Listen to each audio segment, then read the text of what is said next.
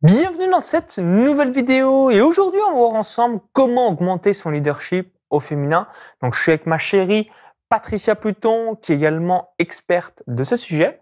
Donc juste avant de vous partager tout ça, je vous invite à cliquer sur le bouton s'abonner juste en dessous pour rejoindre plusieurs dizaines de milliers d'entrepreneurs à succès abonnés à la chaîne YouTube. Donc je te laisse tout nous dire sur le leadership au féminin. Merci Maxence. Donc effectivement, je m'appelle Patricia, je suis coach de leadership au féminin. Et effectivement, le leadership, c'est quoi? En fait, c'est la capacité d'influencer une personne, un groupe de personnes autour et de fédérer autour d'une passion, d'une idée, une communauté. Et en fait, ce qui est intéressant, c'est lorsqu'on voit les grands leaders de ce monde, que ce soit des hommes, par exemple Elon Musk, qui inspire beaucoup, ou même des femmes, telles Oprah Winfrey, Beyoncé, ou même dans l'univers créatif, Maria Grazia Curie, chez Dior.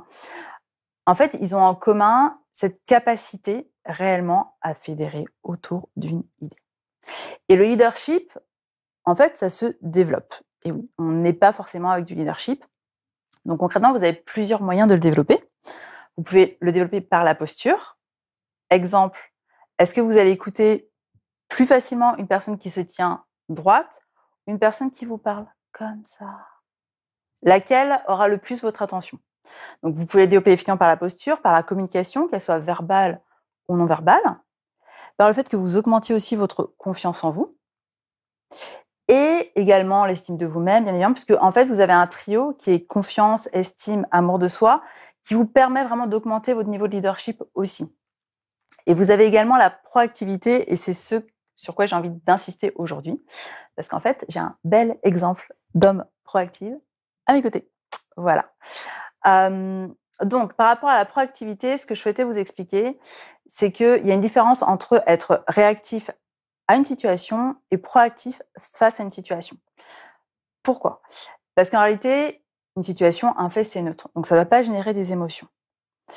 La personne qui va être réactive va être absolument guidée par ses émotions, alors que, je pense que tu pourras peut-être nous donner des exemples, la proactivité, c'est face à une situation, qu'elle soit, que vous la percevez challengeante ou pas, c'est plutôt être guidé par ses valeurs, par l'objectif que l'on souhaite atteindre, par la vision qui nous porte. Donc, il y aura vraiment une distinction de comportement par rapport à une situation donnée. Donc, est-ce que tu pourrais nous partager peut-être une situation où tu as peut-être une émotion qui est venue et tu as réagi par rapport à un objectif qui t'était cher, en fait, à ce moment-là? Hier soir, on a eu les alarmes incendie qui ont sonné dans l'immeuble parce que on habite au 7e étage d'un immeuble avec vue sur Saline. Et au premier étage, il y a eu l'alarme qui s'est déclenchée, soit par un mégot de cigarette ou un problème dans la cuisine. On n'a pas trop bien compris exactement par rapport à ce qu'on nous a évoqué. Et forcément, moi, ce qui m'a challengé en émotion que j'ai eue, oh putain, je suis fatigué, faut que j'aille dormir. J'ai un tournage vidéo le lendemain. Donc là, en ce moment même, on se fait cette vidéo. Et forcément, ça m'arrangeait pas d'avoir l'alarme incendie, comme vous en doutez, vis-à-vis de tous les étages des immeubles et qui nous a empêchés de dormir pendant environ 15-20 minutes. C'est ça, exactement, oui, tout à fait. Et en fait, ça me permet de rebondir sur le fait qu'une personne proactive, c'est aussi une personne qui maîtrise son cercle d'influence. Alors, qu'est-ce que le cercle d'influence? C'est maîtriser là où vous pouvez avoir de l'influence. Donc, si je devais donner un exemple par rapport à la situation que tu as évoquée, est-ce qu'on maîtrisait le fait que l'alarme se soit déclenchée? Est-ce qu'on maîtrisait la durée de l'alarme? Bien évidemment que non. Par contre, on pouvait maîtriser notre réaction par rapport à cette situation et ne pas partir dans l'émotion « Oh mon Dieu, il y a le feu, oh mon Dieu, il faut sortir » et se mettre dans une situation où on a une émotion forte. Donc, je vous invite à vous interroger où est-ce que vous maîtrisez votre cercle d'influence et où est-ce que vous maîtrisez votre cercle de non-influence. Sur quoi vous portez votre attention, sur quoi vous portez votre focus. Parce que, en fait, ça va déterminer à la fois vos résultats et également la gestion de vos émotions. Par exemple, les personnes qui focus, nous on a décidé de ne pas regarder le journal télévisé, les personnes qui focus sur le journal télévisé, les mauvaises nouvelles, est-ce que selon vous, elles portent leur attention sur des choses sur lesquelles elles ont leur influence ou pas? Clairement non. Donc, et souvent, ces personnes-là vont avoir une émotion qui va arriver, qui va être soit de la tristesse, soit de la colère par rapport à peut-être un discours politique, peu importe, sauf qu'elles ne le maîtrisent pas. Donc, à quoi ça sert d'être réactif devant une situation que l'on ne maîtrise pas? Donc, je vous invite vraiment à faire la liste de toutes les situations sur lesquelles vous vous sentez réactif, où il y a une émotion qui vient, pour aller voir comment vous pourriez réagir différemment par rapport à vos valeurs. Donc ça, c'est vraiment ce que je voulais dire par rapport au cercle de non-influence.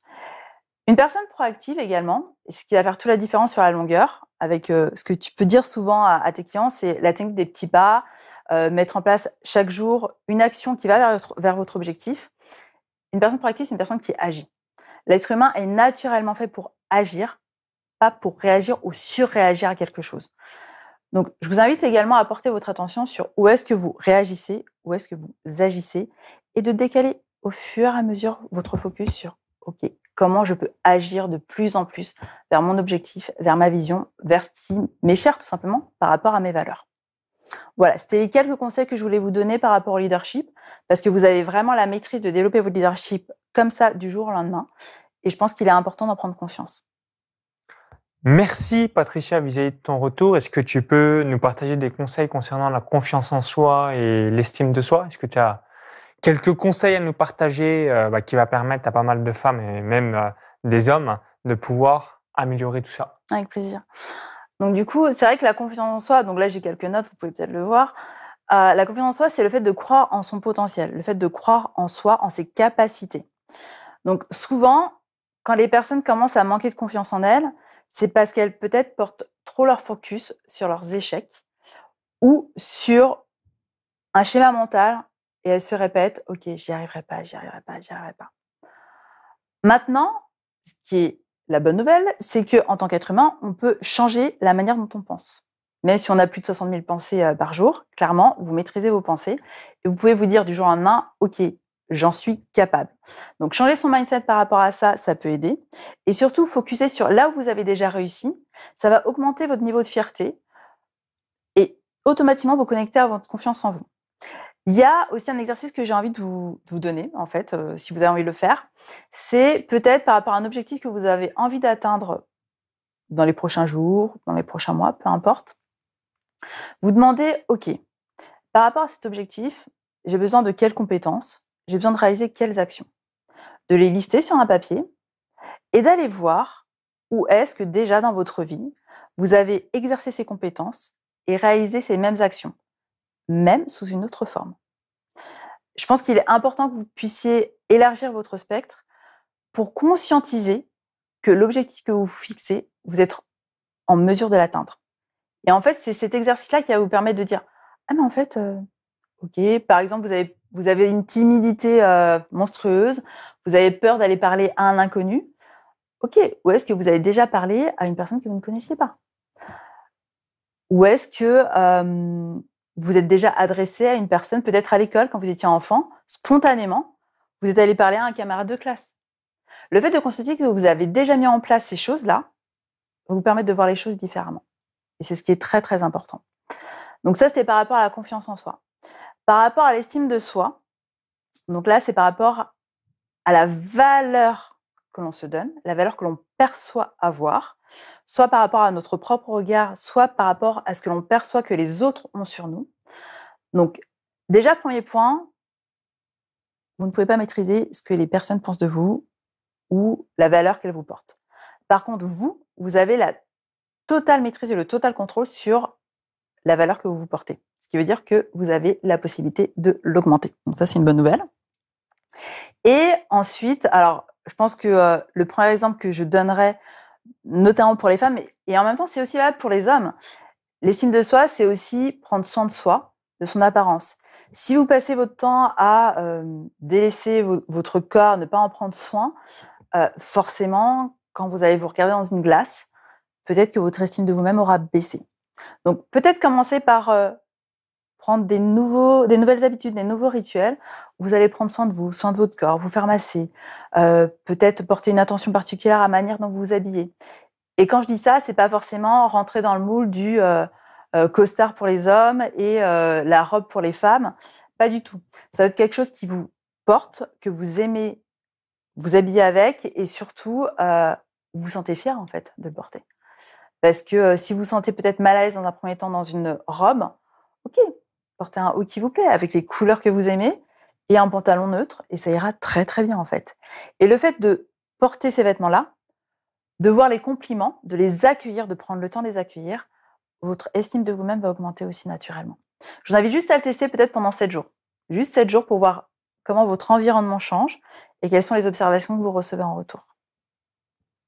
Ok, merci vis-à-vis de ton feedback. Donc, je vous invite à mettre en place ces différents exercices que tu as évoqués donc au cours des 7 prochains jours. Comme ça vous permettra de voir les changements, les premiers changements qui vont être opérés directement dans votre vie. Est-ce que tu as un mot de la fin, quelque chose que tu souhaitais ajouter ou tout est bon? Alors, pour les personnes qui ont eu la chance de regarder la vidéo précédente ou une autre vidéo, je ne sais pas quand est-ce qu'elle va sortir, c'est notre couple. Je suis une femme cadeau. Donc, en fait, j'aime bien faire des cadeaux. Et effectivement, je souhaite vous faire le cadeau d'une formation en ligne qui est booster sa confiance en soi en 7 jours que Maxence pourra mettre à votre disposition. Donc, pour bénéficier du cadeau de Patricia, c'est très simple. Il y a le lien directement dans la vidéo YouTube. Vous cliquez sur ce lien, ça va vous rediriger vers une page où vous indiquez votre prénom, votre adresse mail. Et comme ça, vous allez recevoir le cadeau de Patricia directement dans votre boîte mail. I comme info, si vous êtes sur un smartphone ou une autre plateforme, ou encore, j'ai mis le lien dans la description de la vidéo. Au plaisir, bon leadership, bonne confiance en vous et surtout, bonne augmentation de votre estime personnelle. Bye bye!